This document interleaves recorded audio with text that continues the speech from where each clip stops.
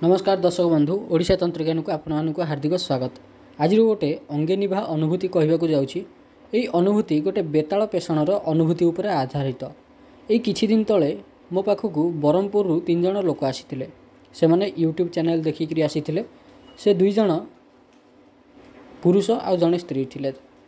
से बयस प्राय से 42 ରୁ 45 भितर हेब। 2 जन स्वामी स्त्री थे, अन्य जड़े बोध हुए पड़ोशी किंबा संपर्क हेबे। से मैंने आसी मते तांको घरर परिस्थिति कहले। एकदम गरीब लोक भारी कष्ट धार करज करी आसीछंती। सेतबेले मु जस्ट सकाळ मंत्र साधन उठी देखु देखु कहीदेली माँ को देहरे कई जने अच्छी बोधे। से जना नहीं बोली कहले। तांकु देखिबा क्षणी ही जना पड़गला जे तांको घरे प्रेत उपद्रव निश्चय होउची। खाद्य पदार्थ नष्ट हो जाउची, काम धंदा बंद हो जाइची। किणिकी आणुथिबा चाउल 2-3 दिन भितर ही पोक खाई जाउची। रोसई कले खाद्य ऑटोमेटिकली दुर्गंध आसुची।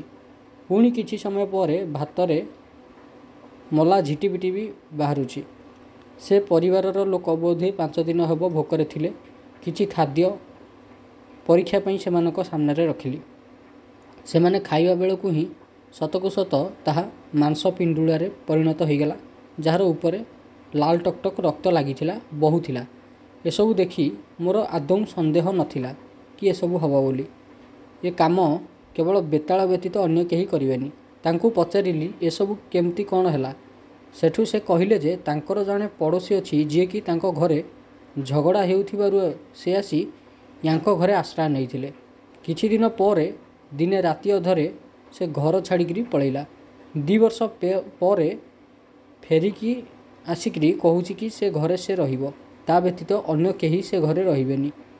एमाने तार विरोध कलांकु से कहिला जदि मु न रहिबी तेबे एई स्थान रे अन्य केही रहि परिबेनी। से लोक आंगुठी देखई देले निया लागि जाय बोली भी कहूथिले। एइठु मोर संपूर्ण संदेह हटिगला जे एसबु बेतालर काम। जेहेतु से माने 5 दिन हब भोक उपास रे थिले, एणु हलदिया सोरिष रे 64 कवच कोष्ठी काटिकी से स्थान को बंधन कली एवं तांकु खाद्य देली। से माने खाद्य खाइले। मु देखु थाए जे 64 कवचर गोटिए गोटिए सोरिष फाटू थाए।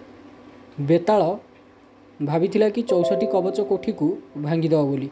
मु मने मने पांचु थाउ जे तु कवच भांगे, तोर शक्ति क्षीण हो जाऊ, तापर तो कथा बुझुची। आज बहे पेला खाई जीव एठू या भाविकी मु अपेक्षा करी थाए कि देखा जाऊ से केतेटा कवच भांगी पारुची।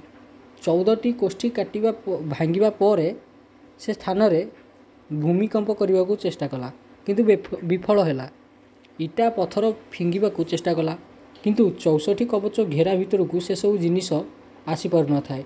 तापरे पुणी से निजर बल लगे कवच भांगिबा को चेष्टा कला। से दंपति को कहली तमे निश्चिंत रे खाद्य खाओ। यही बंधन को बेताल कौन, बेतालर 14 पुरुष भी मिसिकी भांगी परिबेनी। सेमाने निश्चिंत होइकरी खाइले। तांकर खाद्य खाइबा सरिबा परे मु देखिली जे 42टी कोष्ठी को बेताल भांगी सारिची। 5 मिनिट अपेक्षा कली, आउ कोष्ठी भांगुनी। जना पड़गला जे बेताल सेतेबेलकु संपूर्णतः बलहीन हो साराणी। से क्षणी अष्टदिगपाल मुसल नृसिंह मंत्र बल स्थान को बंधन कली, जेपरी बेताल से स्थान छाड़िकी जाइपारिबनी। तापरे आरंभ है माँ दुर्गांकर आवाहन। माता को आवाहन करने परे से क्षणी होम कार्य आरंभ है। ओम ह्रीम दुम दुर्गायै नमः मंत्र रे आहुति दियाहला। आहुति मझी मझिया होइची थुआ होइथिबा 7टी मंदार फूल एका बेलके घुसुड़ी घुसुड़ी आसिकी होमकुंड भितर पशिगले आउ जलीगले। बाकी गोटे मंदार फूल रहीगला। मु भाविथिली जे से लोक गोटे बेताल सिद्धि करची बोली, किंतु जेतेबेले 7टी मंदार फूल घुसुड़ी घुसुड़ी आसिला जना कला जे से 8 बेताल सिद्धि करिछि। आउ गोटे बेताल खसिकी पलैछि। से स्थान रे माँ भगवती को आवाहन करी दुष्ट ग्रह बंधन मंत्रर प्रयोग कली। यही मंत्रर प्रभाव एते तीव्र जे जेते बड़ दुष्ट शक्ति हो पछरे जदि थरे लगी गला ए मंत्र, तेबे देवी भगवती ताकू टाणी टाणी घोषाड़ी घोषाड़ी नहीं आसवे पाखक। यही मंत्रर उल्लेख मु एठारे करि परिबिनी। आगु मोर आउ गोटे पुस्तक आसूची जार ना होची गुणीगारेडी केमिति शिखिबो।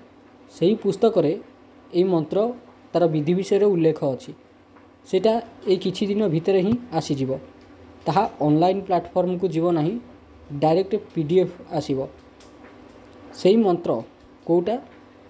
ଭଗବତୀଙ୍କ ଦ୍ୱାରା ଦୁଷ୍ଟଗ୍ରହ ବନ୍ଧନ ମନ୍ତ୍ର ପ୍ରୟୋଗ ଯେତେବେଳେ ହେଲା, ସେ ମନ୍ତ୍ରର ପ୍ରୟୋଗ କରିବା ଦ୍ୱାରା ବେତାଳ ସହ ସେ ଲୋକ ବି ଟାଣି ହେଇ ଆସିଲା ଯିଏ ଏତେ ସବୁ କାଣ୍ଡ କରିଥିଲା। କେବଳ ତାକୁ ଅଦୃଶ୍ୟ କରି ସାମ୍ନାକୁ ନେଇ ଆସିଥିଲା ବେତାଳ।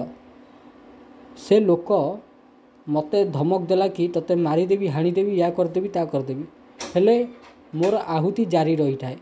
ତାରି ଆଖି ସାମ୍ନାରେ ଅଷ୍ଟମ ମନ୍ଦାର ଫୁଲ ବି ଘୁଷୁଡ଼ି ଘୁଷୁଡ଼ି ଆସିକି ଅଗ୍ନିକୁଣ୍ଡ ପାଖରେ ପହଞ୍ଚିଲା। ସେ ଲୋକଟି ବହୁତ କାକୁତି ମିନତି କଲା, ବହୁତ ନେହୁରା ହେଲା, ହେଲେ ଶାସ୍ତ୍ର କହିଛି ଦୁର୍ଜନ ଉପରେ ବିଶ୍ୱାସ ନାହିଁ। ଏଇ ଲୋକ ଗୋଟିଏ ପରିବାରର ପେଟକୁ ଲାତ ମାରିଛି, ସେମାନଙ୍କର ଅନ୍ନ ଛଡ଼େଇ ନେଇଛି, ମାନେ ଏଭଳି ଲୋକ କ୍ଷମାଯୋଗ୍ୟ ଆଦୌ ନୁହେଁ। ଏଣୁ ଆହୁତି ବନ୍ଦ କଲିନି, ଦେଇ ଚାଲିଲି। ଦେଖୁ ଦେଖୁ ଅଷ୍ଟମ ମନ୍ଦାର ଫୁଲ ବି ଅଗ୍ନିରେ ପଡ଼ିଗଲା। ସେହି କ୍ଷଣି ତା'ର ଅଷ୍ଟବେତାଳ ସିଦ୍ଧି ଅଗ୍ନିକୁଣ୍ଡରେ ହିଁ ସ୍ୱାହା ହେଇଗଲା। ମନରେ ମୋର ଗୋଟେ ଚିନ୍ତା ଆସିଲା ଯେ ଦୁର୍ଜନ ଲୋକକୁ ଛାଡ଼ିଦେଲେ ସେ ପରେ କିଛି ବି କରିପାରେ। ଏଣୁ ସେହି ସ୍ଥାନରେ ତାରି ଉପରେ ଉଚ୍ଚାଟନ ପ୍ରୟୋଗ କରିକିରି ତା'ର ଶକ୍ତି ବନ୍ଧନ କରିଦେଲି, ଆଉ ତା'ର ସ୍ମୃତି ଶକ୍ତିକୁ ସମ୍ପୂର୍ଣ୍ଣ ରୂପେ ଲିଭେଇ ଦେଲି। ସେହି କ୍ଷଣି ଔଷଧ ଅଭିମନ୍ତ୍ରିତ କରିକିରି ଦେଇଦେଲି। ସେ ଦମ୍ପତିଙ୍କୁ କହିଲି, ଏଇ ଔଷଧ ଲୋକଟିକୁ 7 ଦିନ ପର୍ଯ୍ୟନ୍ତ ଖାଇବାକୁ ଦେବ, ତାପରେ ସେ ଠିକ୍ ହେଇଯିବ। 7 ଦିନ ପରେ ଫୋନ୍ ଆସିଲା ଯେ ତାନ୍ତ୍ରିକ ଲୋକଟି ସମ୍ପୂର୍ଣ୍ଣତଃ ଠିକ୍ ହେଇସାରିଛି, ସମସ୍ତଙ୍କୁ ଚିହ୍ନି ପାରୁଛି, କିନ୍ତୁ ସାଧନା ସିଦ୍ଧି କଥା ତା'ର କିଛି ବି ମନେ ନାହିଁ। ପୂର୍ବ କଥା ଯାହା ଯାହା ବି ସେ ସାଧନା କରିଥିଲା ସେ ସବୁ ବିଷୟରେ କିଛି ବି ତା'ର ମନେ ନାହିଁ। ତେବେ ଆଜି ପାଇଁ ଭିଡ଼ିଓଟି ଏତିକି। ଯଦି ଆପଣଙ୍କୁ ଭିଡ଼ିଓଟି ଭଲ ଲାଗିଛି, ଏଇଭଳି ଭିଡ଼ିଓ ଦେଖିବା ପାଇଁ ଆପଣ ଆମର ଚ୍ୟାନେଲ୍ ଓଡ଼ିଶା ତନ୍ତ୍ରଜ୍ଞାନକୁ ସବସ୍କ୍ରାଇବ୍ କରନ୍ତୁ। ଧନ୍ୟବାଦ।